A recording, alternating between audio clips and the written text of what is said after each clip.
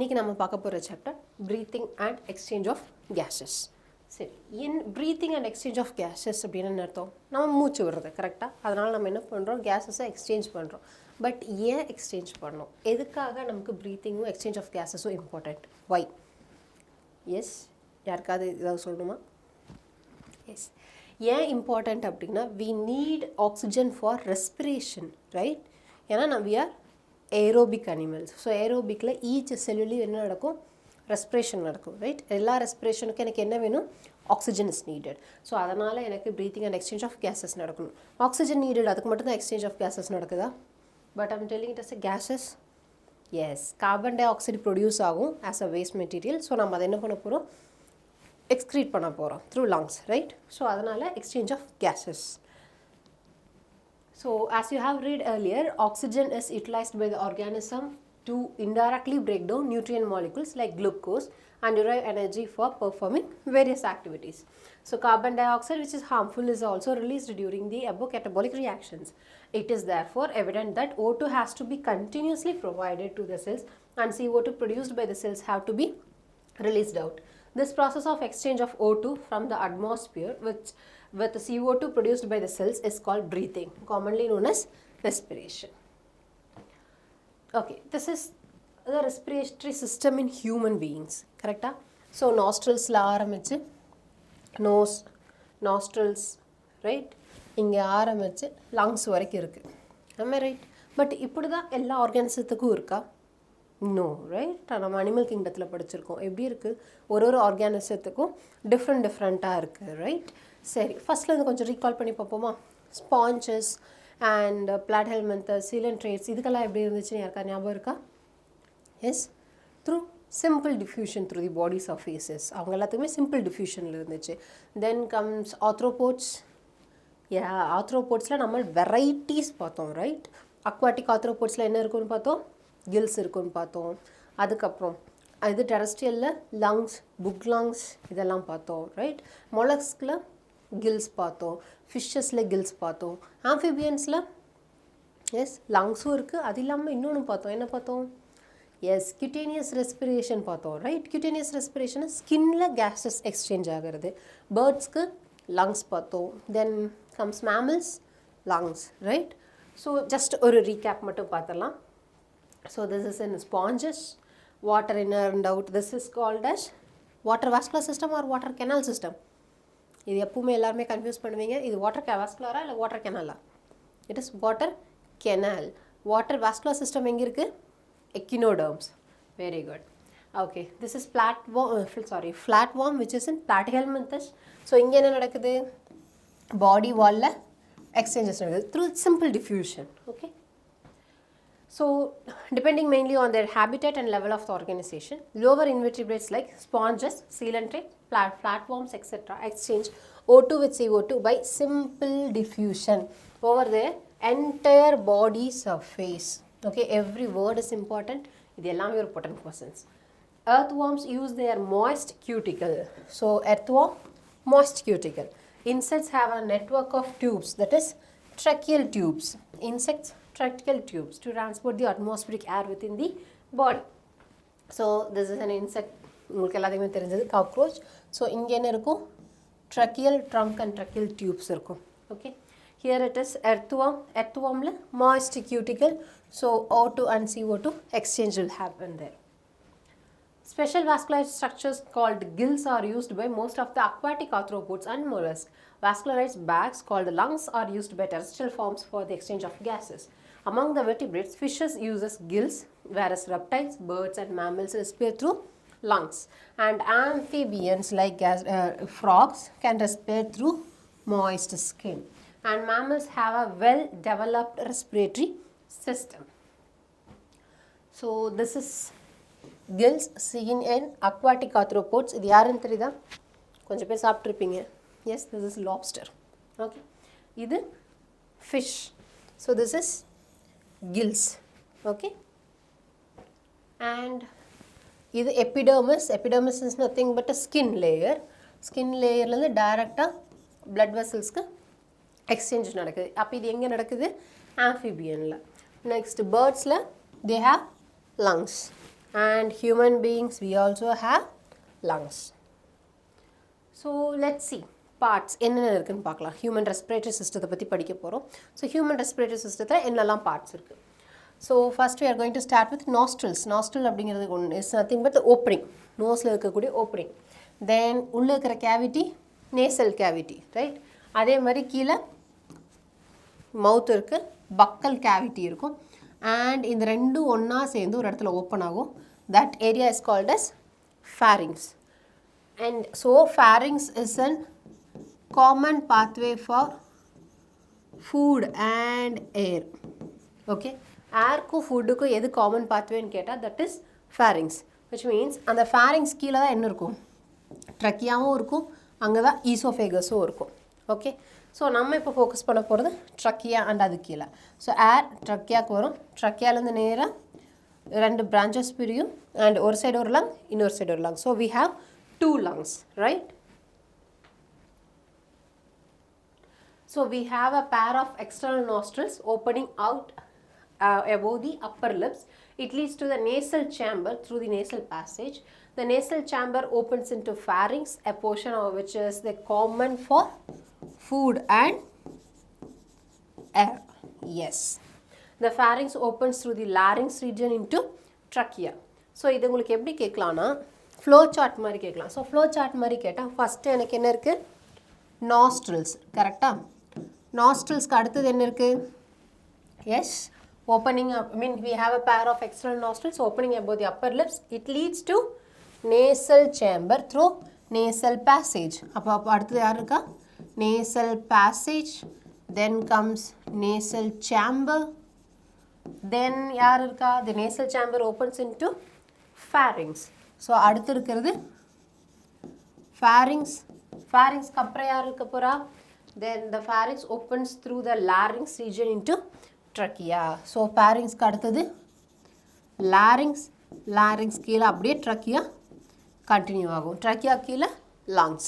Okay, இது மாதிரி flow சார்ட்லேயும் கேட்பாங்க, ஸோ பார்த்து வச்சுக்கோங்க.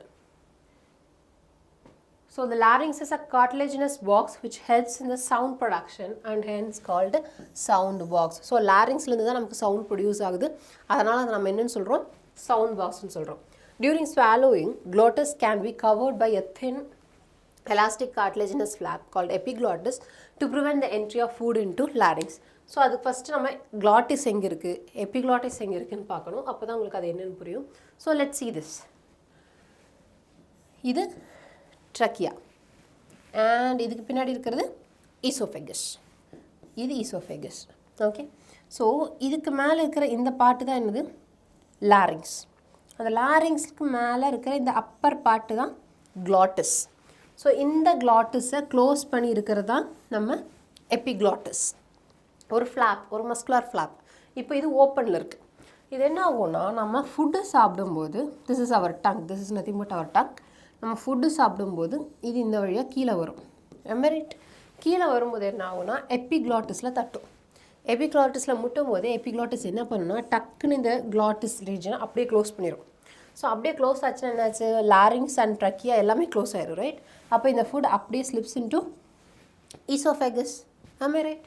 ஸோ இது ஓப்பனில் இருக்கும்போது ஏர் மட்டும் உள்ளே போகும், நம்ம சாப்பிடும்போது ஏர் உள்ளே போக முடியாது, ஏன்னா எபிக்ளாட்டிஸ் க்ளோஸ் பண்ணிடும். ஸோ தட் ஃபுட்டும் உள்ளே போக முடியாது, ஃபுட்டு எங்கே போகும், ஈசோஃபேகஸ்க்கு போகும். So this is a closed position. So இது எபிக்ளாட்டிஸ் இப்போ க்ளோஸ் ஆகிடுச்சு, ஸோ இங்கே ஏர் போக முடியாது, ஸோ ஃபுட் இந்த சைடு போகும். ஓகே, ஸோ இப்போ படிச்சு பாருங்கள். During swallowing, glottis can be covered by a thin elastic cartilaginous flap, that is very important, called epiglottis. So epiglottis அப்படிங்கிறது ஒரு elastic cartilaginous flap, திக்கா தின்னா it is very thin, and to prevent the entry of food into the larynx, அதான் அதோட function. So trachea is tri-tube extending up to the, இதில் இருக்கிற எல்லா வேர்டுமே important, extending up to the mid thoracic cavity, which means thoracic cavityல பாதி வரைக்கும் போகும், which divides at the level of 5th thoracic vertebra. உங்களுக்கு பின்னாடி வெர்டிப்ராவில் 5th thoracic vertebra வரும்போது அந்த இடத்துல டிவிஷன் கொடுக்கும் into right and left primary bronchi. Each bronchi undergo repeated division to form secondary and tertiary bronchi and bronchioles ending up in a very thin terminal bronchioles. So இந்த மாதிரி branches, 3 branches மாதிரி போகும்.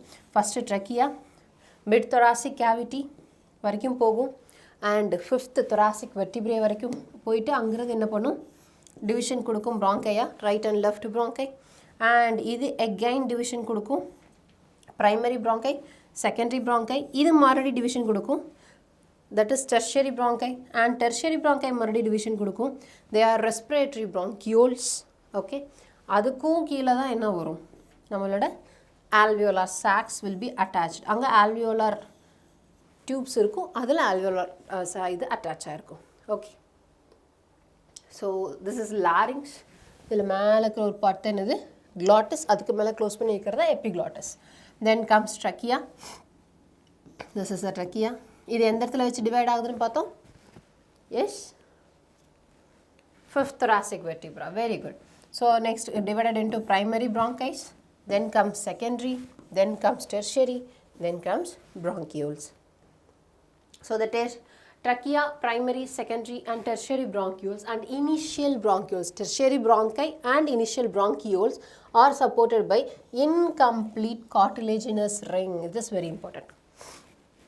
யார் வரைக்கும் இதாகிறாங்கன்னு பாரு, trachea, primary, secondary, tertiary bronchi and not the whole bronchioles but initial bronchioles are supported by incomplete cartilaginous ring. ஏன் அது incomplete cartilaginous ring சொல்கிறோன்னா C ஷேப்பில் இருக்கும், ஸோ இப்படி இருக்கும், பின்னாடி ஃபுல்லாக கவர் ஆகிருக்காது. Okay, so each terminal bronchiole gives rise to a number of very thin, irregular, walled and vascularized bag structures called alveoli. Vascularized bag structures என்ன அர்த்தம், பேக் மாதிரி இருக்கும், சுற்றியும் blood vessels ஃபுல்லாக இருக்கும். The branching network of bronchi, bronchioles and alveoli comprises the lungs. excuse me. so terminal bronchioles, after the terminal bronchioles you will have a respiratory bronchioles. respiratory bronchioles க்கு உள்ள யார் இருப்பா, alveolar duct இருக்கும்.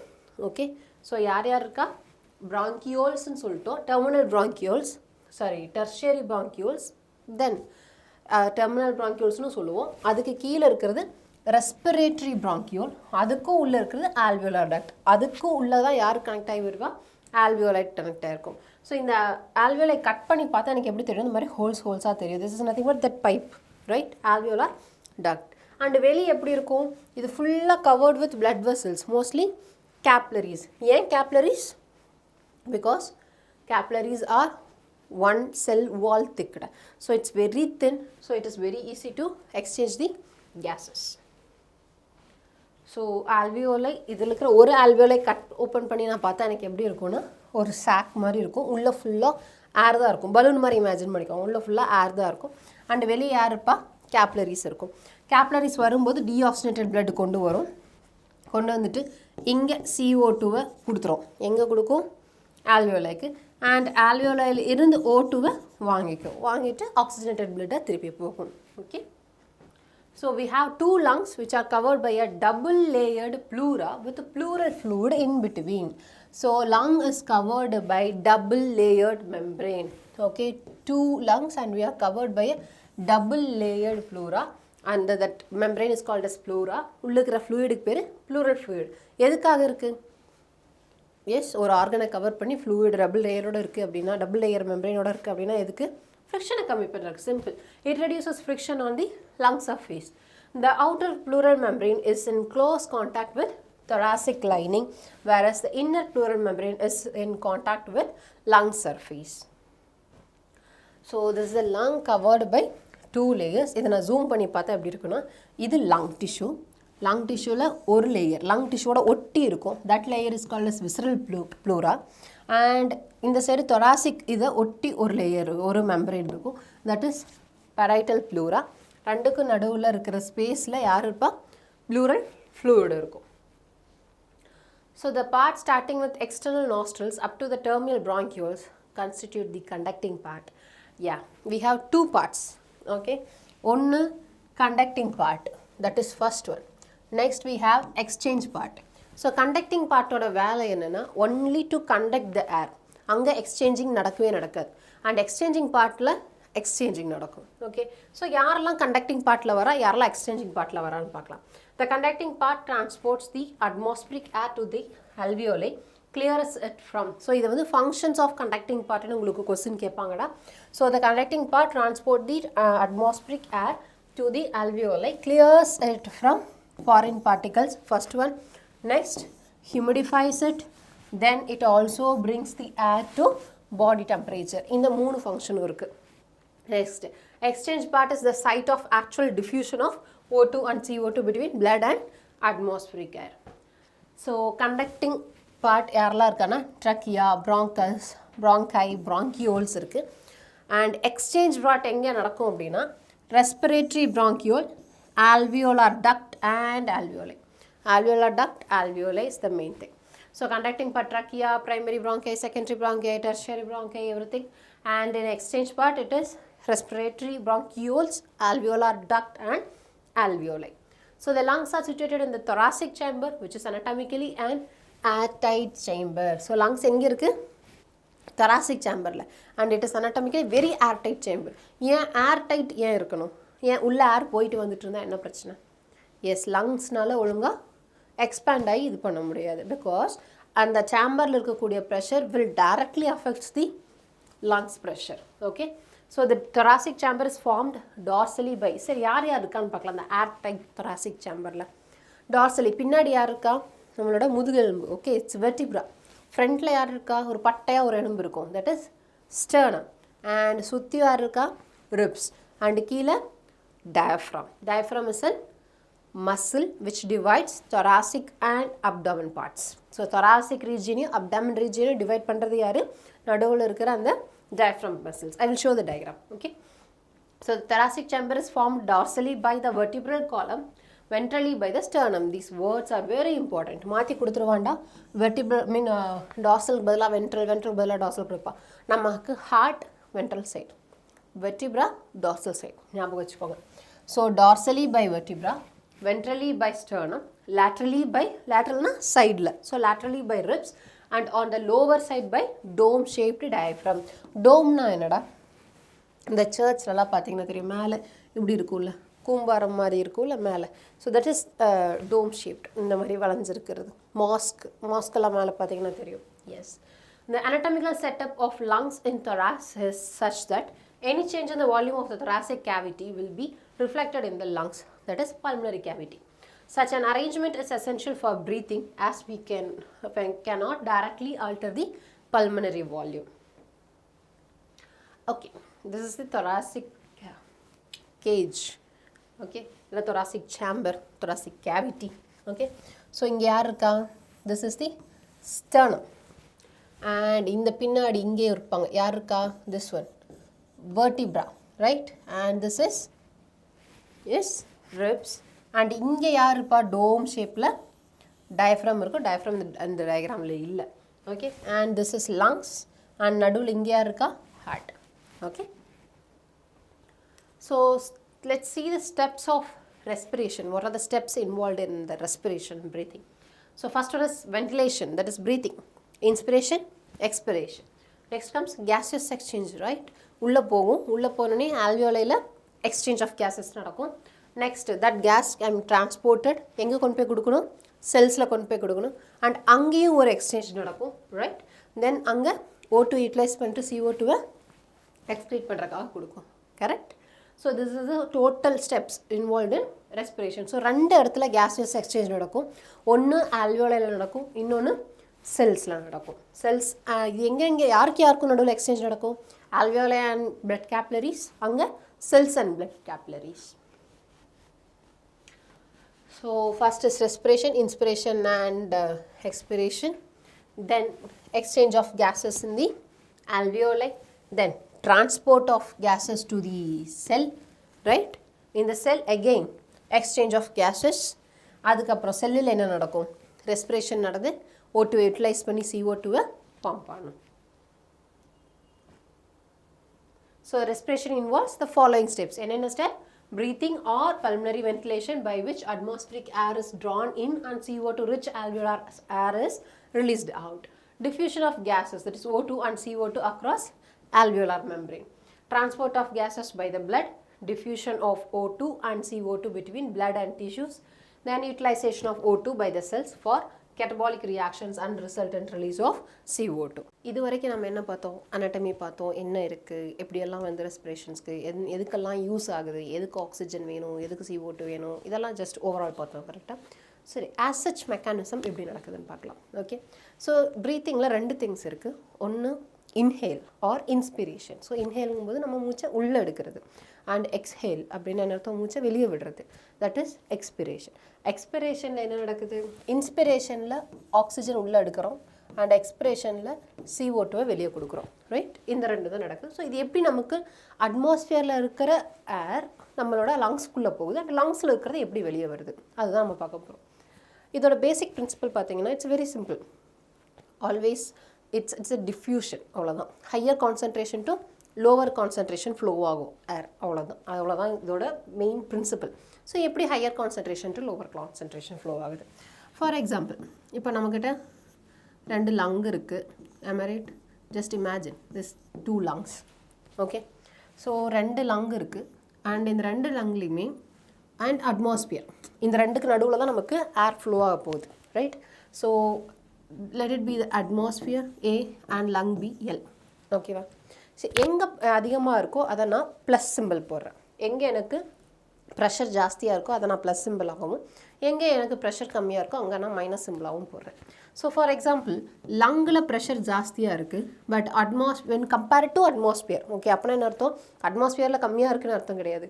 But when compared to atmosphere, என் லங்கில் ஜாஸ்தியாக இருக்குது, okay, and லங்கில் கம்மியாக இருக்குது. அப்போ ஆப்வியஸாக எங்கேருந்து எங்கே ஏர் ஃப்ளோ ஆகும், yes, higher concentration to lower concentration, right? So this is expiration or exhale, right?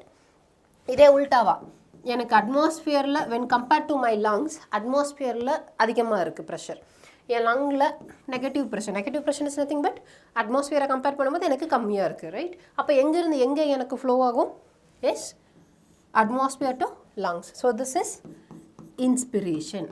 am I right? So இந்த ரெண்டு மெக்கானிசமும் எப்படி நடக்குது, எப்படி நம்மளோட லங்கில் பாசிட்டிவ் ப்ரெஷர் க்ரியேட் ஆகுது அண்ட் நெகட்டிவ் ப்ரெஷர் க்ரியேட் ஆகுது, அதை வச்சு எப்படி ஃப்ளோ ஆகுது அப்படிங்கிறத நம்ம இப்போ பார்க்க போகிறோம். Okay, so the movement of air into and out of the lung is carried out by creating a pressure gradient between the lungs and the atmosphere. So inspiration can occur if the pressure within the lungs, that is intrapulmonary pressure னு சொல்லுவோம். Intrapulmonary means lungs-க்கு உள்ள, okay? So intrapulmonary pressure is less than the atmospheric pressure. That is, there is a negative pressure in the lungs with respect to atmospheric pressure. அப்படி இருக்கும்போது என்ன நடக்கும், inspiration நடக்கும். And similarly, expiration takes place when the intrapulmonary pressure is higher than that of the atmospheric pressure. So என்ன நடக்கும்னா, நம்ம சொன்ன மாதிரி இங்கே ப்ரெஷர் கம்மியாகணும், ரைட்? கம்மியாச்சுன்னா atmosphere when compared to the atmosphere, so என்ன நடக்கும், air will flow into the lungs, right? அதே மாதிரி இங்கே எஸ் ப்ரெஷர் இங்கே ஜாஸ்தியாக இருக்கணும் when compared to atmosphere. So atmosphere அப்போ ஏரை எங்கேருந்து எங்கே ஃப்ளோ ஆகும், லங்ஸ் டு அட்மாஸ்பியர் ஃப்ளோ ஆகும். am I right? ஓகே, சரி, ப்ரெஷர் நெகட்டிவ் ஆகணும், ப்ரெஷர் பாசிட்டிவ் ஆகணும்னு சொல்கிறேன். பட் எப்படி நான் ப்ரெஷரை பாசிட்டிவாகவும் நெகட்டிவாகவும் மாற்றுறது? நீங்கள் ஒன்று படிச்சிருப்பீங்க ஃபிசிக்ஸில், pressure it is inversely proportional to volume. am I right? So நான் இங்கே இருக்கிற லங் வால்யூம் இன்க்ரீஸ் பண்ணால் எனக்கு ப்ரெஷர் என்ன ஆகும், automatically decreases. So it's a closed chamber, right? So closed சேம்பராக இருக்கும்போது நான் வால்யூமை இன்க்ரீஸ் பண்ணேன் அப்படின்னா ப்ரெஷர் ட்ராப் ஆகும். So here I will achieve it by increasing the lung volume. Okay, அதே மாதிரி இங்கே பாசிட்டிவ் ப்ரெஷர் க்ரியேட் பண்ணால் அப்போ வால்யூமை நான் என்ன பண்ணணும், கம்மி பண்ணணும், right? So here I will achieve it by decreasing the lung volume. Okay, சரி, lung volume நான் எப்படி இன்க்ரீஸ் பண்ண முடியும், எப்படி டிக்ரீஸ் பண்ண முடியும்? நான் கை வச்சு சுருக்கி விரிக்க முடியுமா? நோ. பட் நான் ஆக்சுவலாக என்ன தான் பண்ணுறேன், என் லங்கை சுருக்கி விரிக்க தான் போகிறேன். எப்படி நான் சுருக்க போகிறேன், எப்படி விரிக்க போகிறேன்? It is by the thoracic cavity. We have thoracic cavity, right? It's a air tight closed chamber அப்படின்னு நம்ம படித்தோமா? ஸோ அதை வச்சு தான் நான் என்ன பண்ண போகிறேன்னா, இதை சுருக்கவும் விரிக்கவும் போகிறேன். ஸோ என்னோட thoracic cavity கீழே மூவ் ஆகுது அப்படின்னு என்ன அர்த்தம், இவ்வளோடு இருக்கிறத இவ்வளோ தான் இருக்குது, அதை நான் கீழே இழுக்கிறேன் அப்படின்னா ஆட்டோமேட்டிக்கலி வால்யூம் இன்க்ரீசஸ். ஸோ இதை நான் கீழே இழுக்கும் போது இட்ஸ் ஏர் டைட், ஸோ என்ன ஆகும், லங்கும் சேர்ந்து விரியும். ஓகே, ஸோ இது லங் விரியும் போது என்ன ஆகும், வால்யூம் இன்க்ரீசஸ், ப்ரெஷர் ட்ராப்ஸ். அதே மாதிரி இந்த இடத்துல நான் இதை சுருக்கேன். ஓகே, அப்போ என்னோட செஸ்ட் கேவிட்டியை நான் சுருக்க போகிறேன். அப்போ சுருக்கும் போது என்ன ஆகும், ஆட்டோமேட்டிக்கலி லங்கும் சுருங்கும். லங்கும் சுருங்கும் போது volume decreases, then pressure is increases. So pressure increase ஆகும்போது when compared to atmosphere it will flow out, right? சரி, இது சும்மா என்னால் எப்படி சுருக்கி விரிக்க முடியும்? I need some other things to do that, right? So என்ன இருக்குது எனக்கு, அதுக்கு தான் நம்ம மசில்ஸ் வச்சுருக்கோம். Okay, let's see how these things happening. So the primary thing is diaphragm. It is a muscle, okay, diaphragm. And then another set of muscles we have, that is external and internal intercostal muscles between the ribs. This is the main thing in breathing. Okay, so one is diaphragm and another is external and internal intercostals. See, this is external and internal intercostals. So well, this is ribs. நான் இந்த ஒரு பீஸை cut பண்ணி open பண்ணி பார்க்குறேன். So this is a ribs, right? அதில் outer சைடில் ஒரு லேயர் இருக்கும், that is external intercostal muscles. And inner சைடில் ஒரு லேயர் இருக்கும், that is internal intercostal muscles. Okay, so இது வச்சு என்ன ஆகும், எனக்கு இது கான்ட்ராக்ட் ஆகுதா இல்லை ரிலாக்ஸ் ஆகுதாங்கிறத பொறுத்து என்னால் ரிப்ஸை குறைக்கவோ இல்லை கூட்டவோ முடியும், ரைட்? ரிப்ஸை மூவ் பண்ண முடியும், மேலேயும் கீழேயும் என்னால் மூவ் பண்ண முடியும். ரொம்ப மேலே கீழே மூவ் பண்ண முடியுமா? No, but up to some extent I can move it, right? So here comes the another one, this is diaphragm. எது டயஃப்ரம்? இந்த மாதிரி இருக்குது பார்த்தீங்களா, டோம் ஷேப்டுன்னு படிச்சிருக்கீங்களா? Diaphragm is in dome shaped. So இப்படி இருக்கும். ஓகே, ஸோ இந்த இடத்துல கேப் இருக்கும் அண்ட் இப்படி இருக்கும், அம்பர்லா மாதிரி இருக்கும். Okay, this is the diaphragm. So diaphragm தான் என்ன பண்ணும், நம்மளோட thoracic கேவிட்டியும் அப்டமனையும் டிவைட் பண்ணுறது. ஓகே, இதுக்கு மேலே இருக்கிறதெல்லாம் thoracic, கீழே இருக்கிறதெல்லாம் abdomen. So this is the exact shape, it will look like an parachute. Okay, so இப்படி தான் ஃபுல்லாக கவர் பண்ணியிருக்கும், மேலே லங்ஸ் இருக்கும். So let's see what will happen. So the primary muscle, இது உங்களோட NEET question actually.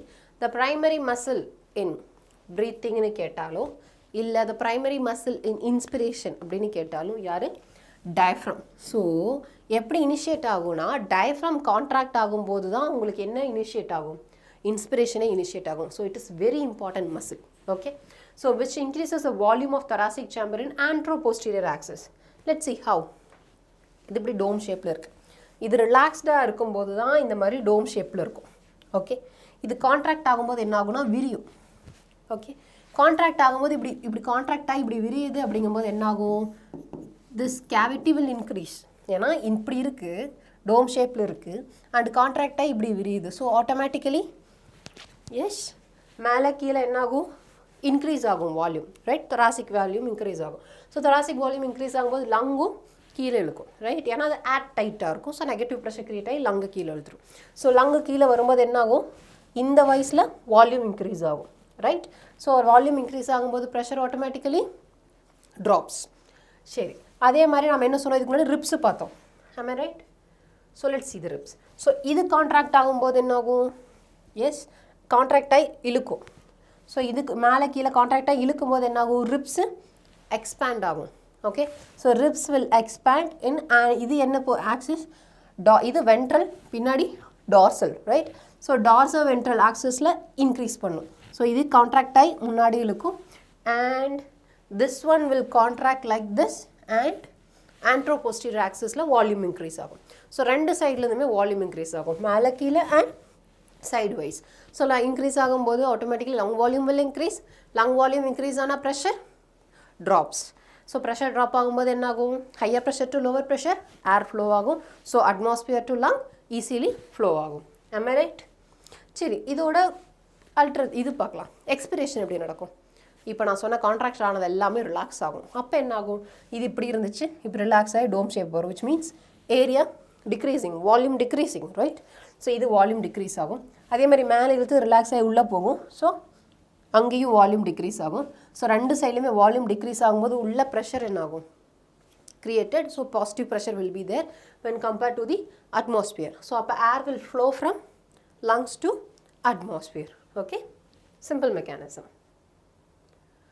So the contraction of external intercostal muscles lift up the ribs and the sternum, causing an increase in volume of the thoracic chamber in dorsoventral axis. So inspiration la enna nadakkum sonna, yes, diaphragm will contract and move down and external intercostal will contract and move the ribs up, so volume increases, so the lung have, yes, volume increases, so pressure decreases when compared to the atmosphere, so air flows in. அதே மாதிரி எக்ஸ்பிரேஷனில் என்ன நடக்குது, diaphragm will contract and move upward and external coastal muscles எல்லாம் என்ன relax ஆகும், so it will move inside, so the volume decreases, so the pressure increases when compared to the atmosphere, so the air will flow from lungs to atmosphere. Okay, so the overall increase in the thoracic volume causes similar increase in pulmonary volume. So an increase in the pulmonary volume decreases the intrapulmonary pressure to less than the atmospheric pressure, which forces the air from outside to move into the lungs, that is inspiration.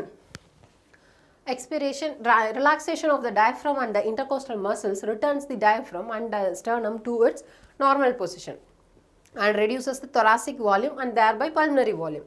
So this leads to the increase in intrapulmonary pressure to slightly above the atmospheric pressure, causing the expulsion of air from lungs. So that is expiration. Okay. Okay.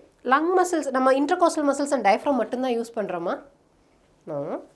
Extra மசில்ஸையும் நம்ம use பண்ணுவோம் sometimes. ஃபோர்ஸபுளாக பண்ணும்போது ரொம்ப deep breadth எடுக்கிறோம், deep இதெல்லாம் பண்ணுறோம். So ஃபோர்ஸபுளாக பண்ணும்போது we will use another set of extra muscles which is in your abdomen.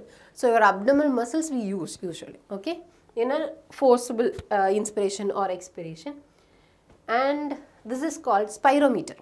Okay, this is used to assess the inspiratory and expiratory volumes, how much you are inspiring, how much you are expiring. Okay, so we have the ability to increase the strength of inspiration and expiration with the help of additional muscles in the abdomen. On an average, healthy human breathes around 12 to 16 times per minute. Okay, this is the breathing rate or respiratory rate or breathing rate. Shall I ask you one thing? யாருக்கா ஞாபகம் இருக்கா? Heart rate ஞாபகப்படுத்தி பாருங்க. Okay, the volume of air involved in breathing movements can be estimated by using a spirometer, which helps in clinical assessment of pulmonary function. It's a potent question. Assessment of pulmonary function க்கு யார் வேணும் எனக்கு? Spirometer. Next we are going to see about respiratory volumes and capacities. நம்ம லங்குனால எவ்வளோ capacities எடுக்க முடியும் and என்னெல்லாம் volumes இருக்குது அப்படிங்கிறத பார்க்க போகிறோம். Okay, it's very simple. நிறைய பேர் இது ரொம்ப டஃப்னு நினைப்பீங்க, நிறைய பேர் புரியலைன்னு நினைப்பீங்க, but it's a very simple concept. Try to understand. Okay, so tidal volume அப்படிங்கிறது நார்மலாக நீ இன்ஸ்பயர் பண்ணும்போதோ இல்லை எக்ஸ்பயர் பண்ணும்போதோ இருக்கிற volume. Okay, so the volume of air inspired or expired during a normal respiration. So for example,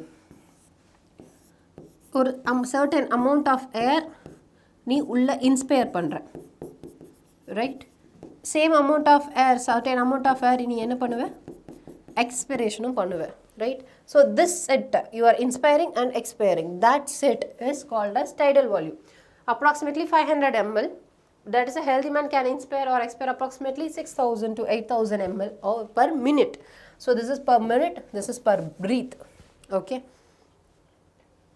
so inspiratory reserve volume, additional volume of air a person can inspire by forcible inspiration. Let it be x. Okay, நம்ம tidal volume x ன்னு எடுத்துக்கலாம். So அவ்வளோதான் உன்னால் வெளியும் உள்ளேயும் நார்மலாக பண்ண முடியும். Okay, but inspiratory reserve volume அப்படிங்கிறது additional volume of air a person can inspire by forcible inspiration, which means inspire பண்ணுறேன். யூஸ்வலாக எவ்வளோ பண்ணுவீங்க? Tidal volume, that is X பண்ணுறீங்க. am I right? இது இல்லாமல் ஃபோர்ஸபிளாக என்னால் இன்னும் எக்ஸ்ட்ராவாக எவ்வளோ பண்ண முடியும்? இன்னும் ஃபோர்ஸபிள் என்னால் எவ்வளோ எக்ஸ்ட்ராவாக எடுக்க முடியும்?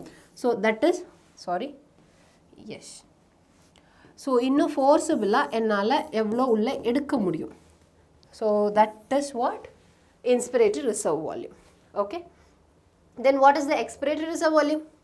எஸ், ஆஃப்கோர்ஸ் யூஸ்வலாக கொடுக்குற எக்ஸ் இருக்கும், ரைட்? எக்ஸ்பயர் பண்ணுவேன். இது இல்லாமல் என்னால் ஃபோர்ஸபிளாக இன்னும் எவ்வளோ பண்ண முடியும். So this forcible amount is expiratory reserve volume. Okay. So inspiratory reserve volume is average 2500 to 3000 ml. It's per minute. Okay. So this one is average is around 1000 to 1100 ml. Okay. So tidal volume, the volume of air remaining in the lungs even after forcible expiration. So இங்க forcible expire பண்ணியாச்சு. நார்மலா பண்ணும்போது எனக்கு tidal volume. அது இல்லாம நான் எவ்வளோ forcible வெளியே expire பண்றேனோ அது எனக்கு expiratory reserve volume. கரெக்டா? இதுவும் நார்மலும் பண்ணிட்டேன், forcibleவும் வெளியே தள்ளியாச்சு. ஆனாலும் என் லங்ஸில் கொஞ்சம் மிச்சம் இருக்குது. ரைட், கொஞ்சம் அப்படியே லங்ஸில் தங்கி இருக்கும். லங்ஸில் சுத்தமாக ஏர் இல்லைன்னா என்ன ஆகும்? அல்வியோலையெல்லாம் ஒட்டிக்கும். ரைட், இப்படி தானே இருக்குது. அல்வியோலைஸ் சாக், ரைட், பலூன் இருக்குது, பலூன் ஊதுறீங்க, பலூன் இருக்கிற ஏர் மொத்தமாக எடுத்துட்டிங்கன்னா என்ன ஆயிரும்? கிளாப்ஸ் ஆயிரும், ஒட்டிக்கும். ரைட். ஸோ அந்த மாதிரி இருக்கக்கூடாதுன்னு என்ன அர்த்தம்? உள்ளே கொஞ்சம் ரெசிடுவல் வால்யூம் ஆல்வேஸ் கொஞ்சம் ஏர் உள்ளே இருந்துகிட்டே இருக்கும். ஸோ அந்த மாதிரி இருக்கிற ஏரை தான் நம்ம என்ன சொல்கிறோம்? உள்ள லங்ஸில் ஃபோர்ஸ்ஃபுல்லாக நான் எக்ஸ்பெக்ட் பண்ணிவிட்டேன், அதுக்கப்புறமும் வெளியே வராமல் உள்ளே உட்காந்துருக்கிற ஏர் தான் என்னது எனக்கு residual volume. So the volume of air remaining in the lungs even after a forcible expiration. So this average is 1100 ml to 1200 ml. Okay. So by adding up a few respiratory volumes described above, one can derive various pulmonary capacities. So volumes வச்சு நான் capacities form பண்ண போகிறேன். So இவ்வளோ தான் volume எனக்கு வெளியே கொடுக்கறது. மீன் நார்மலில் tidal, ஃபோர்ஸபுல்லாக நான் எவ்வளோ எக்ஸ்பயர் பண்ண முடியுமோ எக்ஸ்ட்ரா அமௌண்ட் இஸ் என்னது எக்ஸ்பிரேட்டரி ரிசர்வ் வால்யூம். அண்டு நார்மலாக எடுக்கிறது டைடல், அண்ட் அதோட ஃபோர்ஸபுளாக என்னால் எக்ஸ்ட்ரா அமௌண்ட் எவ்வளோ உள்ளே எடுக்க முடியுமோ அது இன்ஸ்பிரேட்டரி ரிசர்வ் வால்யூம். நான் எக்ஸ்பிரேட்டரி ரிசர்வ் வால்யூம் அளவுக்கு நான் ஃபோர்ஸ்ஃபுல்லாக வெளியே தள்ளினதுக்கப்புறம் கூட என் லங்ஸில் ரிமைனிங் இருக்கிறது ரெசிடுவல் வால்யூம். ரைட்.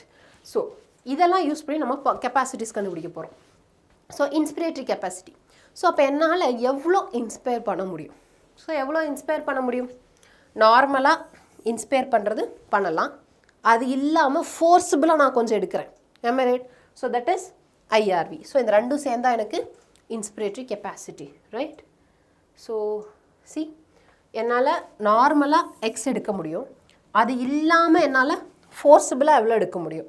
ஸோ இந்த ரெண்டும் தான் என்னோட கெப்பாசிட்டி. ஏன்னா ரெண்டுமே எனக்கு உள்ளே போகுது. கரெக்டாக? ஸோ ரெண்டும் சேர்ந்தா எனக்கு inspiratory capacity. And same way expiratory கெப்பாசிட்டின்னு அப்போ நான் என்ன சொல்லலாம்? என்னால் நார்மலாக தள்ளுறது, அதெல்லாம் ஃபோர்ஸபுளாக எக்ஸ்ட்ராவாக நான் எவ்வளோ தள்ளுறேன்.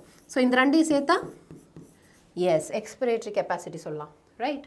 So the total volume of air a person can inspire after a normal expiration, this includes tidal volume and inspiratory reserve volume. So என்ன சொல்ல வராங்க? இது சேம் திங் வேறு வேர்டிங்ஸில் இருக்குது, அவ்வளோதான். Total volume of air person can inspire after normal expiration. நார்மலாக expire பண்ணிட்டேன் இப்போ நான். இப்போ என்னால் எவ்வளோ தூரம் உள்ளே எடுக்க முடியும்? எவ்வளோ தூரம் எடுக்க முடியும்?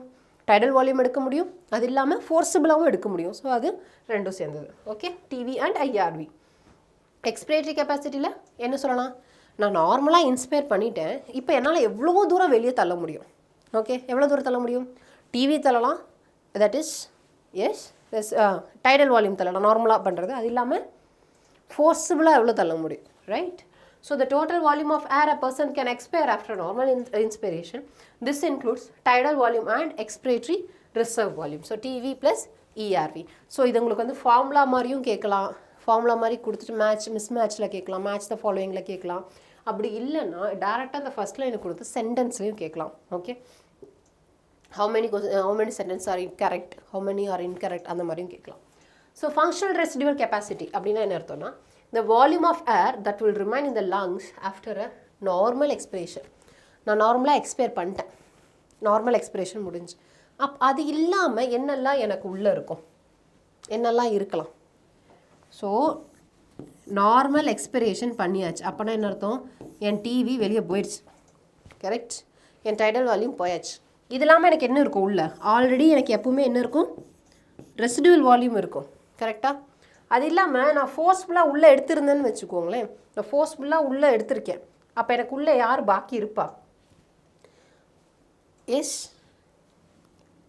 சரி, ஃபோர்ஸ்ஃபுல்லாக எடுக்க வேண்டாம், நான் ஃபோர்ஸ்ஃபுல்லாக நான் வெளியே தள்ளுறேன். ஃபார் எக்ஸாம்பிள் இதை எடுத்துக்கோங்க, திஸ் ஒன். ரைட். டிவி வெளியே போயிடுச்சு, ஆல்ரெடி எனக்கு ரெசிடுவல் வால்யூம் உள்ளே தான் இருக்குது, அது இல்லாமல் என்னால் கொஞ்சத்தை என்னால் வெளியே மறுபடியும் ஃபோர்ஸ்ஃபுல்லாக தள்ள முடியும், தட் இஸ் இஆர்வி. கரெக்டாக? ஸோ நான் என்ன கேட்குறேன்னா நார்மலாக நான் எக்ஸ்பயர் பண்ணிட்டேன். அப்போனா என்ன அர்த்தம்? டிவி நார்மலாக எக்ஸ்பயர் ஆயாச்சு, கொடுத்தாச்சு. அப்போ எனக்கு என்ன பாக்கி இருக்கும் லங்ஸ்குள்ளே? ரெசிடுவல் வால்யூமும் இருக்கும் அண்ட் இந்த இஆர்வியும் இருக்கும். am I right? ஸோ இதைத்தான் நான் என்ன சொல்கிறேன்? எஸ், ஃபங்க்ஷனல் ரெசிடுவல் கெப்பாசிட்டின்னு சொல்கிறேன். So the volume of air that will remain in the lungs after normal expiration. Normal எக்ஸ்பிரேஷனில் எனக்கு டைடல் வால்யூம் போயிடும். அது இல்லாமல் நான் ஃபோர்ஸ்ஃபுல்லாக வேணால் எக்ஸ்பயர் பண்ண முடியும், அது உள்ளதாக இருக்குது, தட் இஸ் இஆர்வி. ப்ளஸ் அது இல்லாமல் எனக்கு என்ன இருக்குது? உள்ள ஆல்ரெடி ரெசிடுவல் வால்யூம் இருக்குது, that is RV. So functional residual கெப்பாசிட்டின்னு கேட்டால் that is ERV plus RV. Next comes vital capacity.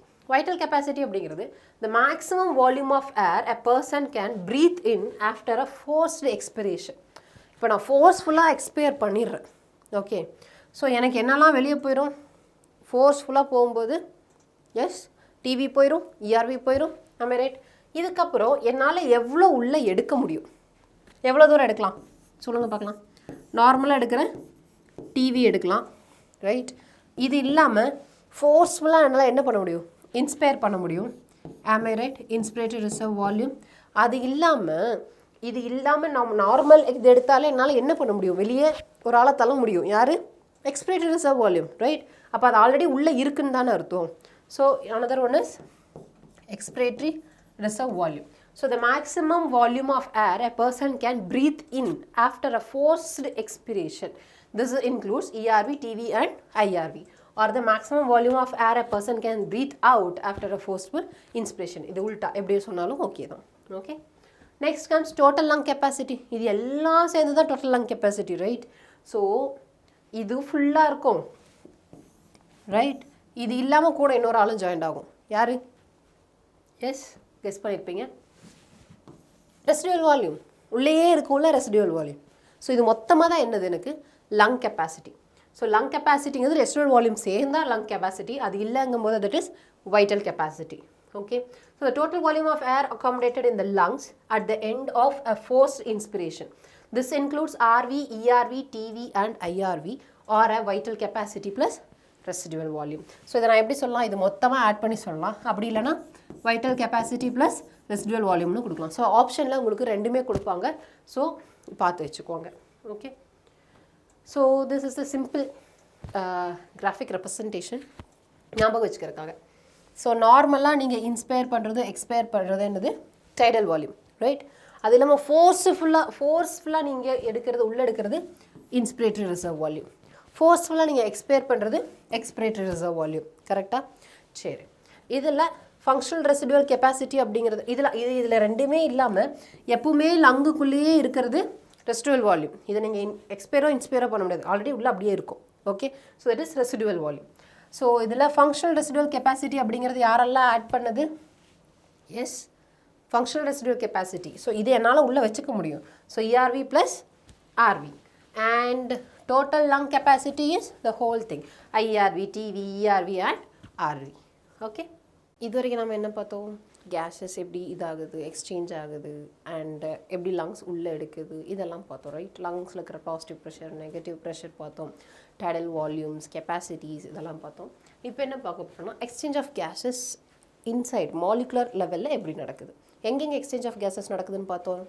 S, ஒன்று ஆல்வியோலையில், இன்னொன்று அது செல் சைட், ரைட்? இந்த ரெண்டு இடத்துல எக்ஸ்சேஞ்ச் ஆஃப் கேஸஸ் நடக்குது. மாலிகுலர் லெவலில் எப்படி எக்ஸ்சேஞ்சஸ் நடக்குது? Okay, so alveoli are the primary sites of exchange of gases. Exchange of gases also occurs between blood and tissues. So O2 and CO2 are exchanged in these sites by simple diffusion, mainly based on pressure concentration gradient. So இங்கே என்ன நடக்குது?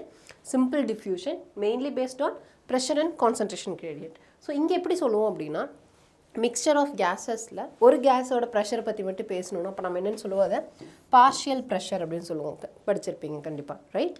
So partial pressure of O2 and partial pressure of CO2 இப்படி தான் நம்ம பார்க்க போகிறோம்.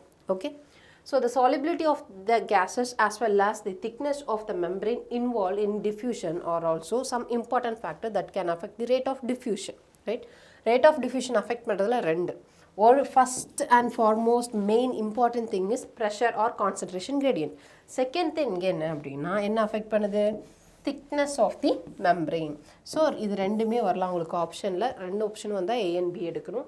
இல்லை primarily அப்படின்னு கேட்டாங்கன்னா pressure and or concentration தான் எடுக்கணும். Okay. So the pressure contributed by an individual gas in a mixture of gases is called partial pressure and is represented by PO2 for oxygen and PCO2 for carbon dioxide. So partial pressure of these two gases in the atmospheric air and two sites of diffusions are given in the flow. Okay, let's see the table. Okay, this is respiratory gases, oxygen and carbon dioxide. So எங்க எவ்வளோ atmospheric pressureல இருக்கு அப்படின்னு பார்க்க போறோம். Okay, partial pressures. So partial pressure of O2 எங்க இருக்கு atmospheric airல 159, alveoli 104, and deoxygenated blood it is 40, but in oxygenated blood it is 95, tissues it is 40, right? Next, carbon dioxide, atmosphere 0.3, alveoli 40, blood 40, I mean deoxygenated blood 45, oxygenated blood 40, tissues 45. So deoxygenated tissuesum பார்த்தீங்கன்னா more or less ஒரே மாதிரி இருக்கும். ஏன்னா tissue கிட்ட இருந்து வாங்கிட்டு தான் deoxygenated blood வருது, right? So அதனால more or less ஒரே மாதிரி தான் இருக்கும். So இதில் ஒன்று தனித்தனியாக படித்து வச்சுக்கோங்க. ஏன்னா தனித்தனியாக கொடுத்து கூட கேட்கலாம். Like what is the partial pressure of O2 in alveoli அப்படின்னும் கேட்கலாம். இல்லைனா what is the partial pressure of CO2 in atmosphere air அப்படின்னும் கேட்கலாம். இல்லை tissues whatever கேட்கலாம். Okay, or like deoxygenated blood, oxygenated blood அந்த மாதிரி கேட்கலாம். So you have to memorize it. சரி, இதில் நோட் பண்ணிங்கன்னா உங்களுக்கு ஒன்று புரியும். அட்மாஸ்பிரிக் ஏர்லேருந்து ஆல்வியோலை போகும், ரைட்? ஆல்வியோலைலேருந்து அடுத்து எங்கே போகும்? Oxygenated blood, oxygenated blood to tissues. அப்படி தான் யார் ட்ராவல் பண்ணுவா? ஆக்சிஜன். ஆமாம், ரைட்? ஸோ ஆக்சிஜனோட ஹையஸ்ட் கான்சன்ட்ரேஷன் எங்கே இருக்குதுன்னு பாருங்கள். எங்கே ப்ரெஷர் ஜாஸ்தியாக இருக்குது? அட்மாஸ்பிரிக் ஏரில். தென் ஆல்வியோலையில் decreases. So it is like 159. அடுத்தது ஆல்வியோலையில் 104. தென் அடுத்தது எங்கே போகுது? ஆக்சிஜனேட்டட் பிளட்டுக்கு போகுது.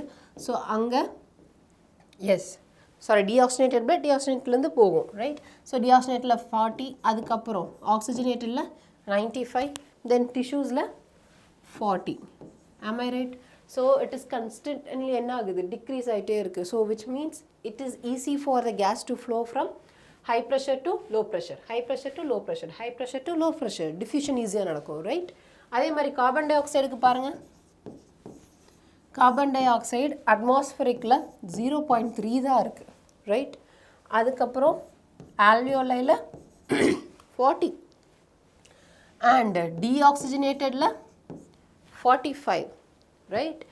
அண்ட் டிஷ்யூஸில் 45, right?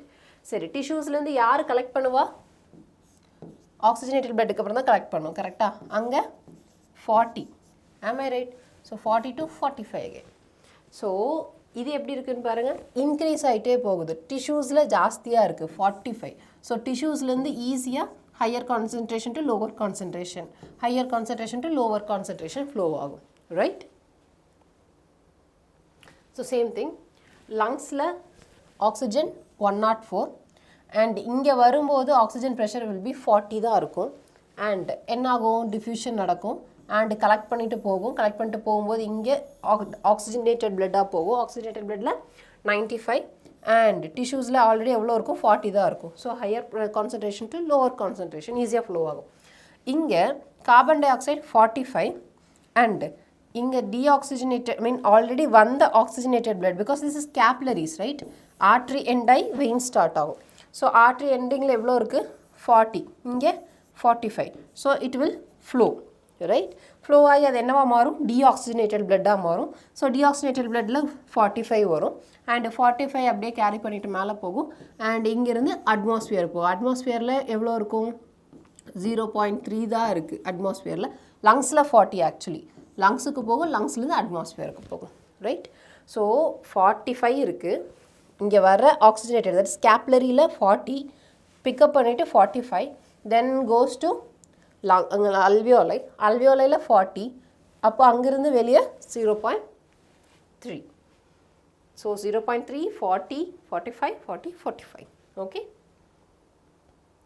So similarly, a gradient is present for CO2 in the opposite direction, that is from tissues to blood and blood to alveoli. As the solubility of CO2 is 20, இது ரொம்ப important, 20 to 25 times higher than that of the O2. So a solubility of CO2 அப்படிங்கிறது 20 to 25 times higher than that of O2. So amount of CO2 that can diffuse through the diffusion membrane per unit difference in partial pressure is much higher compared to that of O2. So O2 diffuse ஆகி போகிறத விட ஜாஸ்தியாக யார் போவா same இதில் carbon di oxide போகும். ஏன் 20 to 25 times ஹையராக இருக்கும் அதோட solubility. ஓகே சரி சரி எப்படி டிஃப்யூஸ் ஆகி போகுது? ஸோ டிஃப்யூஸ் மெம்பரெயின் என்ன எப்படி இருக்குன்னு பார்க்கலாம்.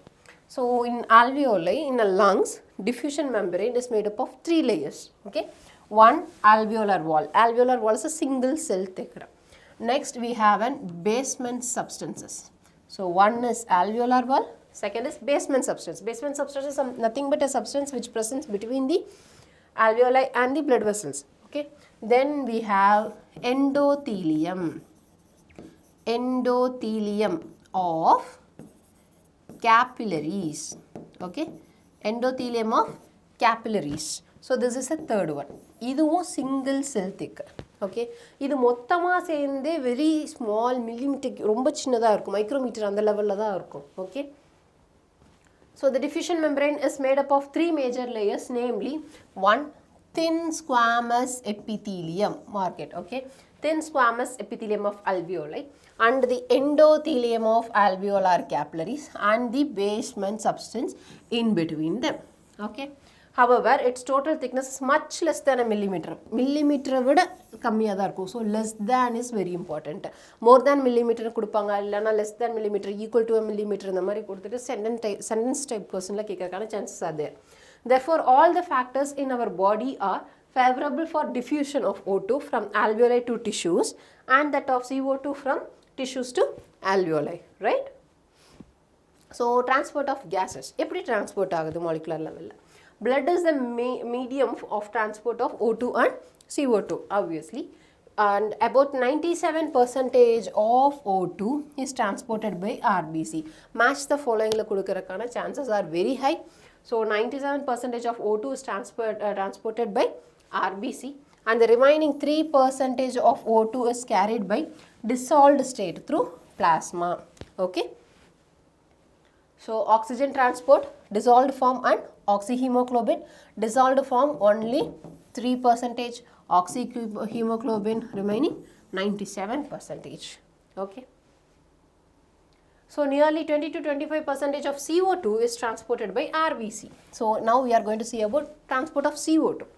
So 20 to 25% by RBC. Match the following கேட்கலாம், இல்லைனா sentence type ஆகவும் கொடுக்கலாம். Then 70% of is carried as bicarbonate. About 7% of CO2 is carried in a dissolved state through plasma. So 7% dissolved in plasma, 20 to 25 RBC, extra bicarbonate இருக்கு, இது அங்க ஆக்சிஜன்ல கிடையாது. So 70% of it's by as in bicarbonate. So transport of carbon dioxide, RBC 20 to 25%, bicarbonate 70% and plasma 7%. So plasma dissolved form nu solluvom. So 7%, bicarbonate as in 70 and carbaminohemoglobin that is 23. Carbaminohemoglobin is nothing but CO2 plus hemoglobin, that is by RBC. Okay, this is carbaminohemoglobin. And what is oxyhemoglobin? That is nothing but oxygen plus hemoglobin, that is oxyhemoglobin, that is by RBC. Okay, so hemoglobin is a red colored iron containing pigment present in the RBCs. Now we are going to see about the transport of oxygen. O2 can be bind with hemoglobin in a reversible manner. This is very important. O2 எப்படி bind ஆகும் hemoglobin reversible manner ல bind ஆகும். So that alveoli bind ஆகிறது செல்லுகிட்ட போகும்போது reversible என்ன பண்ணும், ஆக்சிஜனை கொடுத்துரும் செல்லுக்கு, right? So oxygen can bind with hemoglobin in a reversible manner to form oxyhemoglobin. Oxyhemoglobin is nothing but oxygen plus hemoglobin. Each hemoglobin molecule can carry a maximum of 4 molecules of O2. Let's see why 4 molecules of O2. So this is hemoglobin oda structure. Hemoglobin is nothing but it have heme plus globin part. Okay, this is a protein part and this is a heme part. Heme part la da yaar irukka namakku iron irukku, right? So we have 2 alpha chains and 2 beta chains. Hemoglobin போது யார் இருப்பா 2 alpha chains and 2 beta chains, right? So ஒரு செயின்லையுமே ரெண்டு யார் இருப்பாங்க, ஐ மீன் ஒரு செயின்லேயும் ஒரு heme group இருக்கும் அண்ட் அதில் அயன் இருக்கும். ஓகே, ஒரு அயனும் ஒரு ஆக்சிஜனை கேரி பண்ணும், which means we have 4 heme group and 4 ions in one hemoglobin, so it carries 4 oxygen molecules, okay, at a time. Binding of oxygen with hemoglobin is primarily related to partial pressure of O2. It's very important. So partial pressure of O2 depend பண்ணி தான் என்ன பண்ணும், ஆக்சிஹீமோக்ளோபின் form ஆகிறது இருக்கும், ஐ மீன் போய் attach ஆகுது, ஹீமில் போயிட்டு attach ஆகுது அயனில். Other factors which can also interfere with this binding. அப்போ அதை யாருன்னு பார்க்கலாம். ஃபஸ்ட்டு ப்ரைமரின்னு கேட்டால் யார், பார்ஷியல் ப்ரெஷர் ஆஃப் O2. அது இல்லாமல் யாரெல்லாம் இருக்கா, பார்ஷியல் ப்ரெஷர் ஆஃப் CO2 இருக்குது, ஹைட்ரஜன் அயன் கான்சன்ட்ரேஷன் இருக்குது அண்ட் டெம்பரேச்சர் இருக்குது. So these 4 things are very important. Who is the primary one? Partial pressure of O2. அது இல்லாமல் வேறு யாரெல்லாம் இருக்கா, partial pressure of CO2, hydrogen ion concentration and temperature. So இதெல்லாம் வச்சு நம்ம ஒரு curve plot பண்ணுவோம். Okay, so a sigmoid curve is obtained when a percentage of saturation of hemoglobin with O2 plotted against the partial pressure of O2. So this is a curve. X-axisல யார் இருக்கா எல்லாமே பார்த்துக்கோங்க, sentence டைப்பாகவும் கேட்கலாம், இல்லைன்னா இது picture கொடுத்தும் கேட்கலாம். So this one is partial pressure of oxygen, mmHCயில் இருக்குது partial pressure of oxygen, and this is a percentage saturation of haemoglobin with oxygen. Oxygen கூட எவ்வளோ பர்சன்டேஜில் சேச்சுரேட் ஆகுது. ஓகே, ஸோ கர்வ் எப்படி இருக்குன்னு பாருங்கள். It is a sigmoid curve. Okay, this curve is all called as oxygen dissociation curve. See, oxygen dissociation curve. It is very important, oxygen dissociation curve, and it is in a sigmoid shape. So this curve is called as oxygen dissociation curve and is highly useful in studying the effects of factors like யாரோட இதில் இருக்குது, partial pressure of CO2, H plus concentration, etc. இது நீங்கள் யூஸ்வலாக படிக்கும்போது என்ன நினைப்பீங்கன்னா, partial pressure of O2 வச்சு தானே நம்ம சொல்லியிருக்கோம், ஸோ அதை படிக்க தான் நமக்கு யூஸ்ஃபுல்லாக இருக்கும் அப்படின்னு. Not like that, it is also useful in partial pressure of CO2, H plus concentration, etc. and binding of O2 with hemoglobin. Hemoglobin கூட O2 bind ஆகிறதுல partial pressure of CO2, H plus concentration, டெம்பரேச்சர்லாம் எப்படி வேலை செய்யுது, அதுக்கும் இதுக்கும் என்ன சம்மந்தம் அப்படிங்கிற மாதிரி பார்க்குறதுல என்ன ஃபார்ம் பண்ணுறோம், அது எதை வச்சு பார்க்குறோம், ஆக்சிஜன் dissociation curve வச்சு. Okay, in alveoli the factors that are all favorable for formation of oxyhemoglobin என்னன்னு பார்க்கலாம். ஏன்னா alveoli-ல என்ன நடக்கணும், ஆக்சிஹீமோக்ளோபின் ஃபார்ம் பண்ணணும், ரைட்? ஆக்சிஜனை பிளட்டு கொடுத்து பிளட்டில் ஆக்சிஹீமோக்ளோபின் ஃபார்ம் பண்ணணும். அப்போ அதில் ப்ரைமரி திங் என்ன, பார்ஷியல் ப்ரெஷர் ஆஃப் O2 ஜாஸ்தியாக இருக்கணும், கரெக்டாக? இதை நம்ம ஃபஸ்ட்டு பார்த்தோம். இது இல்லாமல் நம்ம ஆல்ரெடி சொன்னோம், partial pressure of carbon dioxide, H plus concentration, temperature, இது எல்லாமே என்ன பண்ணும், இன்வால்வ் ஆகும்னு சொன்னோம், அஃபெக்ட் பண்ணுன்னு சொன்னோம் ஃபார்மேஷனை. ஸோ எப்படி அஃபெக்ட் பண்ணுது? ஸோ ஹை PO2 இருந்தால் it will happen, oxyhemoglobin will form. And பாக்கி மூணுமே என்னவாக இருக்கணும், லோவாக இருக்கணும்னு ஞாபகம் வச்சுக்கோங்க. Low PCO2 and lesser H plus concentration and lower temperature. Okay, so இதுதான் ஹையாக இருக்கணும், பாக்கி எல்லாமே லோவாக இருந்தால் தான் எனக்கு என்ன ஃபார்ம் ஆகும், oxygen plus haemoglobin, that is oxyhaemoglobin எனக்கு ஃபார்ம் ஆகும். ஓகே, இப்போ எனக்கு டிசோஷியேட் ஆகணும், ஸோ ஆக்சிஜனை நான் கொடுத்துடணும். அப்போ என்ன பண்ணணும், அப்போ அந்த இடத்துல கண்டிஷன் எப்படி இருக்கணும், இதுக்கு நேர உல்ட்டா, ரைட்? ஃபார்மாக இருக்குதுன்னா அப்போ டிசோஷியேட் ஆகிறதுக்கு நேர உல்ட்டா. அப்போ லோ PO2 இருக்கும், பாக்கி எல்லாமே ஹையாக இருக்கும், ஹை PCO2 இருக்கும், ஹையர் H plus concentration இருக்கும் அண்ட் ஹையர் temperatures இருக்கும், right? Let's see. Whereas in tissues the conditions are favorable for dissociation of oxygen from oxyhemoglobin, where low PO2, high PCO2 and high concentration of H plus and high temperature will be there. Okay, so what will happen, let's see. நார்மலாக இருக்கும்போது it's sigmoid curve இருக்கும், right? இது right shift இல்லை left shift நடக்கிறதுக்கான வாய்ப்பு இருக்குது. எப்போ right shift நடக்கும் அப்படின்னா, ஆக்சிஜனுக்கான அஃபினிட்டி கம்மி ஆகும்போது it will go for right shift. Like PCO2ஓட கான்சன்ட்ரேஷன் ஜாஸ்தியாக இருக்குது, H ப்ளஸ் ஜாஸ்தியாக இருக்குது, டெம்பரேச்சர் ஜாஸ்தியாக இருக்குது, ரைட்? ஸோ இதெல்லாம் எங்கே நடக்குது, டிஷ்யூ சைட்ஸில், ரைட்? ஸோ அப்போ it will move towards right. Left shift அப்போ நடக்கும் இன்க்ரீஸ்ட் அஃபினிட்டியாக இருக்கும்போது, PCO2 கம்மியாக இருக்குது, H ப்ளஸ் கம்மியாக இருக்குது, டெம்பரேச்சர் கம்மியாக இருக்குங்கும்போது. Okay, so this clearly indicates that O2 gets bound to hemoglobin in the lung surface and get dissociated at the tissues. So every 100 ml of oxygenated blood can deliver around 5 ml of O2 to the tissues under normal physiological conditions. So which means 100 ml of blood. என்ன blood? Oxygenated blood. Tissues க்கு எவ்வளோ கொடுக்கும்? 5 ml of O2 கொடுக்கும். Okay, 100 ml of oxygenated blood will give 5 ml of O2 to the tissue. இது வரைக்கும் நாம transport of oxygen பார்த்தோம். இப்போ நாம என்ன பார்க்க போறோம்னா transport of carbon dioxide பார்க்க போறோம். So carbon dioxide நம்ம ஆல்ரெடி பார்த்த மாதிரி about 20 to 25% எப்படி கேரி ஆகும்? as a hemoglobinல combined ஆகி கேரி ஆகும், right? அப்போ அது என்னவா கேரி ஆகுது? Name carbaminohaemoglobin. கார்பாக்சின்னு எழுதிடக்கூடாது. It is a carbaminohaemoglobin. Carboxy haemoglobin அப்படிங்கிறது கார்பன் மோனாக்சைடு ப்ளஸ் ஹீமோகுளோபின் தான் கார்பாக்சி ஹீமோகுளோபின். இது carbon dioxide. So it is carbaminohaemoglobin. ஆப்ஷனில் கொடுப்பாங்க, தப்பாக எழுதிடக்கூடாது. Okay, so this binding is related to the partial pressure of CO2. Obviously இது யார் மெயினாக அஃபெக்ட் பண்ணுவா? Partial pressure of O2, right? So இது Hb plus CO2 and HbCO2, this is carbaminohemoglobin. Okay, and when PCO2 is high and O2 is low, PO2 is low, that is in tissues, right? So அங்கே என்ன நடக்கும்? More binding of carbon dioxide occurs. அதே வந்து alveolar என்ன நடக்கும்? PO2 ஹையாக இருக்குது and PCO2 கம்மியாக இருக்குது. ஸோ அங்கே என்ன நடக்கும்?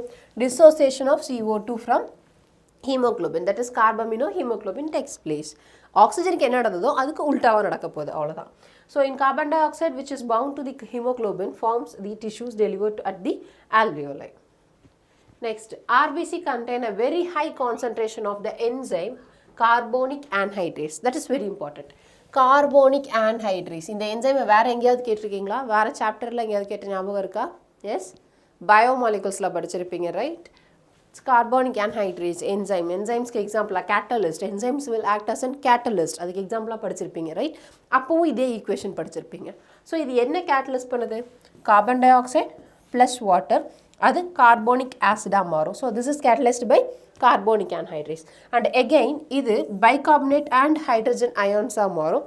And these all are reversible reactions. Okay, சரி, ஏன் நடக்குது? And the minute quantities of the same present in the plasma too. So எதில் இருக்குது இது?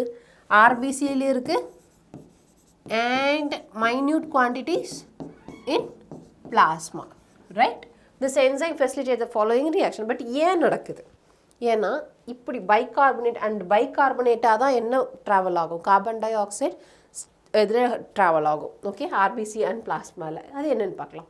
At the tissue site where partial pressure CO2 is high due to the catabolism, CO2 diffuses into the blood. Blood அப்படிங்கும்போது யாரு? RBC and plasma and forms bicarbonate and H+. At the alveolar site whereas PCO2 is low, partial pressure of CO2 low, the reaction proceeds in the opposite direction and leading to the formation of CO2 and H2O, right? So இந்த ரெண்டும் எப்போ நடக்கும் அப்படின்னா, இந்த forward reaction எப்போ நடக்கும் அப்படின்னா PCO2 ஹையாக இருக்கும்போது. ஸோ PCO2 ஹையாக இருந்துச்சுன்னா CO2 ப்ளஸ் வாட்டர் கம்பைன்ட் ஆகி கார்போனிக் ஆசிட் ஃபார்ம் ஆகும். அதே வந்து PCO2 லோவாக இருந்தால் என்ன ஆகும்? This will dissociate to form CO2 and H2O. So இது எங்கே நடக்கும்? ஆல்வியோலையில். பிகாஸ் எனக்கு கார்பன் டை ஆக்சைடு வெளியே கொடுத்துடணும், ரைட்? அண்ட் ஆல்வியோலையில் கார்பன் டை ஆக்சைடோட பார்ஷியல் ப்ரெஷர் ரொம்ப கம்மியாக இருக்கும். இது எங்கே நடக்கும்? At tissue level, right? ஏன்னா டிஷ்யூ லெவலில் எனக்கு என்ன நடக்கணும்? கார்பன் டை ஆக்சைடை கொண்டு போகணும், வாங்கிட்டு போகணும் டிஷ்யூ கிட்டேருந்து. ஸோ அந்த இடத்துல கார்போனிக் ஆசிட் ஃபார்மேஷன் நடக்கும். Okay, so thus CO2 trapped as bicarbonate at the tissue level and transported to the alveoli and is released out as a carbon dioxide. So let's see how it's happening. Okay, செல்லில் carbon dioxide இருக்குது. Partial pressure of carbon dioxide ஹையாக இருக்கும், right? சரி, இது எப்படி transport ஆகுது? Transport ஆக 3 things இருக்குது. ஒன்று CO2வாகவே டிரான்ஸ்போர்ட் ஆகும், இன்னொன்று ஹீமோக்ளோபின் கூட கம்பைன்ட் ஆகி டிரான்ஸ்போர்ட் ஆகும், இன்னொன்று பைகார்பனேட்டாக டிரான்ஸ்போர்ட் ஆகும். ஓகே, CO2வாகவே 7%, CO2வா அப்படியே பிளாஸ்மாவில் 7% ட்ராவல் ஆகும். and hemoglobin ஓட combined ஆகி 20 to 25% hemoglobin கூட combined ஆகி கார்பமினோ ஹீமோக்ளோபினா டிரான்ஸ்போர்ட் ஆகும். அது இல்லாமல் பாக்கி 70% பைகார்பனேட்டாக தான் டிரான்ஸ்போர்ட் ஆகும். ஓகே, இது எல்லாமே எங்கே நடக்குது? பிளட்டில், RBC and plasma.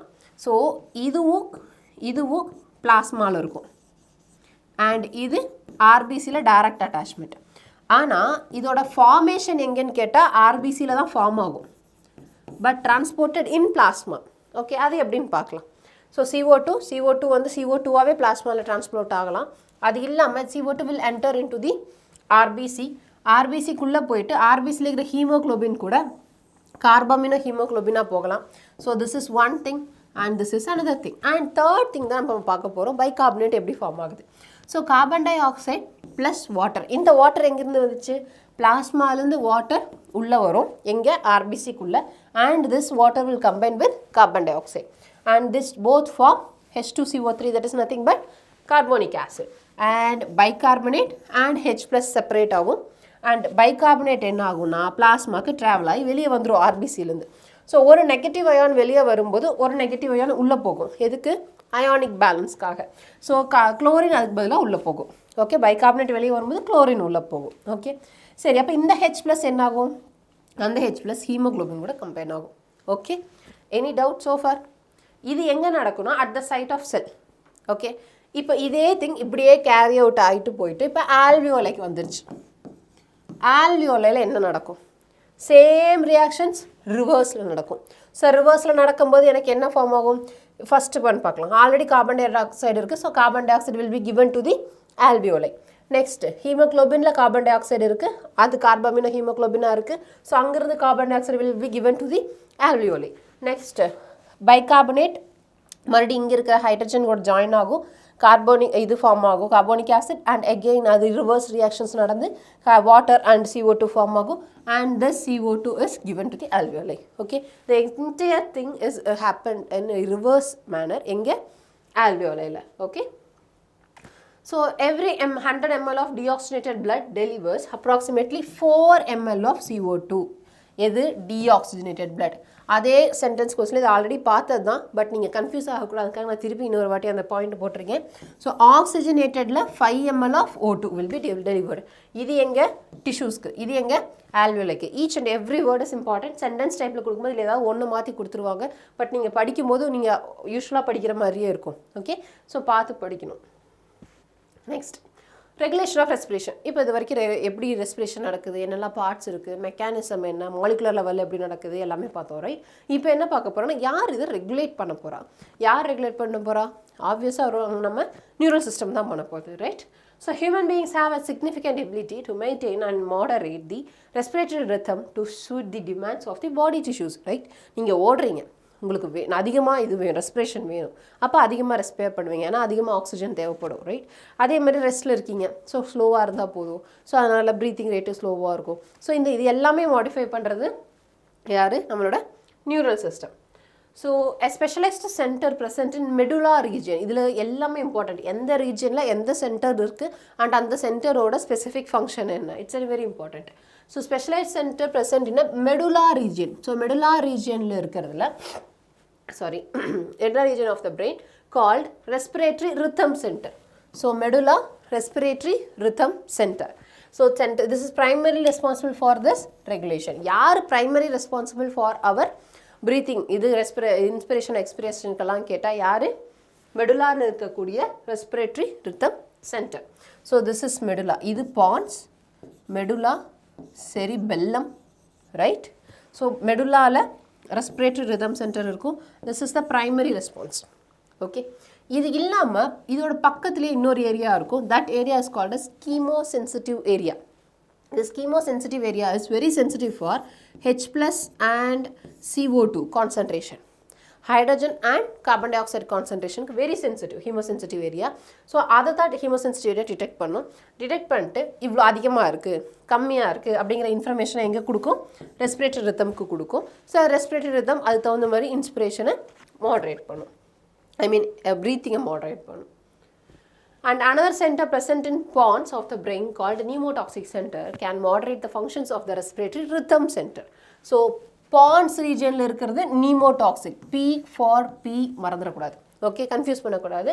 P for P, that's pons region of the brain called pneumotoxic center can moderate the functions of the respiratory rhythm center.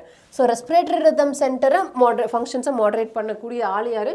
Pneumotoxic center. Okay, so pneumotoxic center can modulate respiratory rhythm center. Okay va? P for P, so pneumotoxic center is present in pons. Respiratory rhythm center present in medulla. Okay, neural signal from this center can reduce the duration of inspiration and thereby alter the respiratory rate. So this sentence is very important. இது அப்படியே கொடுத்து எந்த சென்டர்னு கேட்பாங்க. So which center can reduce the duration of inspiration கேட்பாங்க. எந்த centre? Pneumotoxic center. Okay, so this is pons, இது medulla. So ponsல இருக்கிறது pneumotoxic center and இங்க இருக்கிறது respiratory rhythm center. இதுக்கு பக்கத்திலே இருக்கிறது chemosensitive area, right? So chemosensitive area is situated adjacent to the rhythm center which is highly sensitive to CO2 and hydrogen ions. இதுவும் கேட்பாங்க. Which center is highly sensitive to carbon dioxide and H+ ions னு கேட்பாங்க. யாரு? Chemosensitive. Increase in this substance can activate this center which in turn can signal the rhythm center to make necessary adjustment in the respiratory process by which these substances can be eliminated. So at last pneumotoxic respiratory rhythm center தான் கொடுக்குது. அதே மாதிரி இப்போ நம்ம பார்த்த கீமோசென்சிட்டிவ் ஏரியாவும் எங்கே தான் கொடுக்குது? ரெஸ்பிரேட்டரி ரிதம் சென்டருக்கு தான் சிக்னல்ஸ் கொடுக்குது அண்ட் இது ஃபைனல் மாடிஃபிகேஷன்ஸை கொண்டு வரும். ஓகே, அதே மாதிரி நியூமோடாக்சிக் சென்டர்லேருந்து வர்ற சிக்னல்ஸ்னால என்ன நடக்கும்? இன்ஸ்பிரேஷனோட டியூரேஷனை சேஞ்ச் பண்ண முடியும்.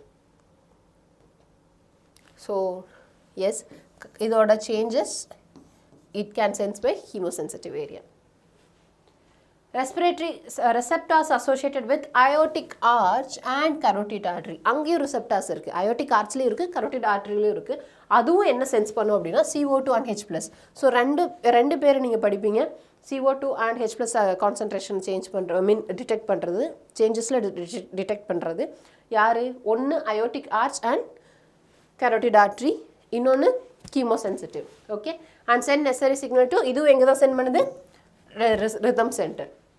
The role of oxygen in the regulation, this is very important line, நீங்கள் நோட் பண்ண மாட்டீங்க, so please note it. The role of oxygen in the regulation of respiratory rhythm is quite insignificant. So உங்களுக்கு questions கொடுத்துட்டு ஆப்ஷனில் which of the following does not have much significant in regulation of respiratory rhythm அப்படின்னு கொடுத்துட்டு carbon dioxide, H+, temperature, oxygen கொடுத்தா யார் answer? It's an oxygen. Okay,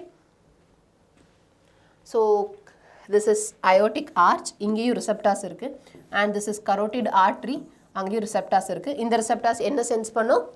carbon dioxide and yes, hydrogen, H+ ion concentrations. Next we are going to see about disorders of respiratory system. என்னென்ன?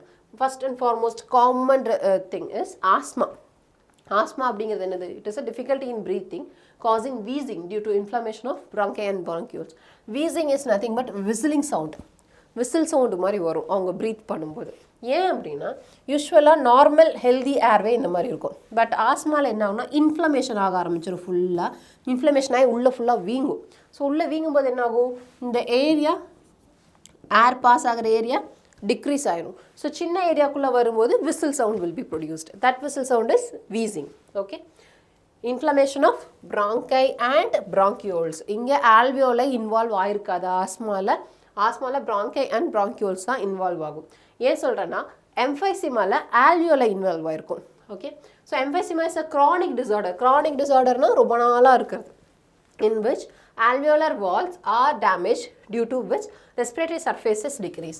alveolar wall damage ஆனதுனால respiratory surface என்னாகும்? decrease ஆகும். So இங்கே பார்த்தீங்கன்னா தெரியும், இங்கே அழகாக பேக்ஸாக இருக்கும், பேச்சஸாக இருக்கும் alveoli. பட் இங்கே பார்த்தீங்கன்னா அதோட சர்ஃபேஸ் எல்லாம் என்ன இருக்கும்? ஃபைப்ரோஸ் ஆகி அது ஒழுங்காக பேச்சஸ் இதாகவே இருக்காது, சர்ஃபேஸ் ஏரியா டிக்ரீஸ் ஆகிருக்கும். Okay, and one of the major causes cigarette smoking. So cigarette ஸ்மோக்கிங்கில் மெயின் பிரச்சனை emphysema. emphysema மட்டும்தான் பிரச்சனையா சிகரெட் ஸ்மோக்கிங்கில்? No, there are so many things, but emphysemaக்கு main thing is smoking. Okay, occupational respiratory disorders. அப்போ ஆக்குபேஷனை பொறுத்து எந்த ஆக்குபேஷனில் இருக்காங்களோ அதை பொறுத்து பிரச்சனை வருது அப்படின்னா அதை நம்ம என்னன்னு சொல்லுவோம்? occupational respiratory disorders. இது எங்கெல்லாம் வரலாம்? those involved in grinding and stone breaking, எங்கெல்லாம் டஸ்ட் அதிகமாக ஃபார்ம் ஆகுதோ அங்கெல்லாம் பிரச்சனை வருது. so much dust is produced that the defensive mechanism of the body cannot fully cope up with the situations. so என்ன ஆகும்? டஸ்ட் உள்ளே போய் செட்டில் ஆக ஆரம்பிச்சிடும்.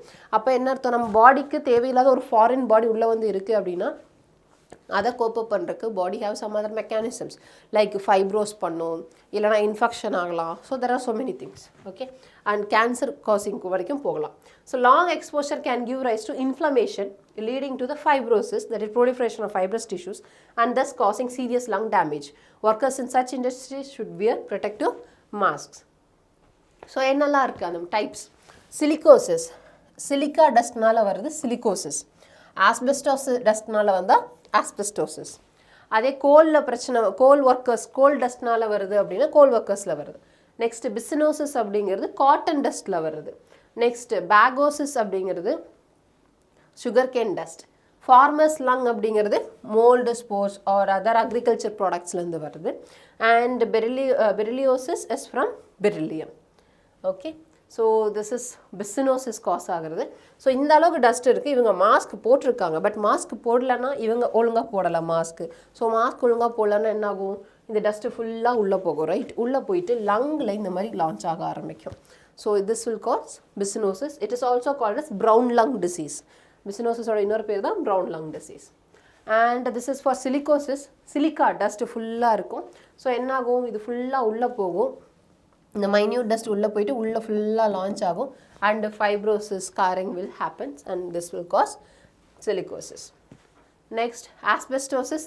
தே will have asbestos fibres, small fibres will be there. அதுவும் போய் launch ஆகும் and this will cause cancer. Okay, so this is the end of the session. So இது வரைக்கும் என்ன பார்த்தோம்? இதில் நம்ம ப்ரீதிங் அண்ட் எக்ஸ்சேஞ்ச் ஆஃப் கேஸஸில் ஃபஸ்ட்டு நம்ம என்ன பார்த்தோம்? அனாட்டமி பார்த்தோம், ரைட்? என்னெல்லாம் இருக்குது? நாஸ்ட்ரல்ஸ் இருக்குது, லாரிங்ஸ், ஃபேரிங்ஸ், இதெல்லாம் பார்த்தோம். லங்ஸுக்குள்ளே எப்படி போகுது, தென் ஆல்வியோலையில் லேயர்ஸ் என்ன இருக்குது அண்ட் எப்படி எக்ஸ்சேஞ்ச் ஆகுது, அண்ட் இன்ஸ்பிரேஷன் அண்ட் எக்ஸ்பிரேஷனோட மெக்கானிசம் பார்த்தோம். தென் வால்யூம்ஸ், கெப்பாசிட்டிஸ் இதெல்லாம் பார்த்தோம், ரைட்? ரெஸ்பிரேட்டரி வால்யூம்ஸை பற்றி பார்த்தோம், கெப்பாசிட்டிஸை பற்றி பார்த்தோம். அதுக்கப்புறம் என்ன பார்த்தோம்? எஸ், மாலிகுலர் லெவலில் எப்படி டிரான்ஸ்போர்ட் நடக்குது, ஆக்சிஜன் எப்படி டிரான்ஸ்போர்ட் நடக்குது, கார்பன் டை ஆக்சைடு எப்படி டிரான்ஸ்போர்ட் நடக்குதுன்னு. தென் சிக்மாய்ட் கர்வ் பார்த்தோம், ரைட்? அதுக்கப்புறம் நம்ம டிஸார்டர்ஸ் பார்த்துருக்கோம். ஓகே.